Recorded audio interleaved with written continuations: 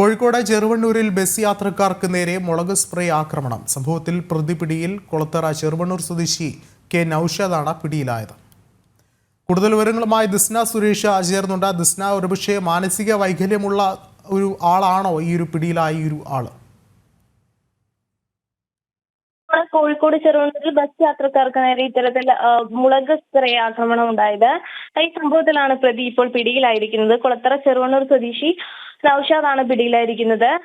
ഇദ്ദേഹം ഇപ്പോൾ നല്ലളം പോലീസിന്റെ കസ്റ്റഡിയിലാണ്. പോലീസ് ഇയാളെ ചോദ്യം ചെയ്തുകൊണ്ടിരിക്കുകയാണ്.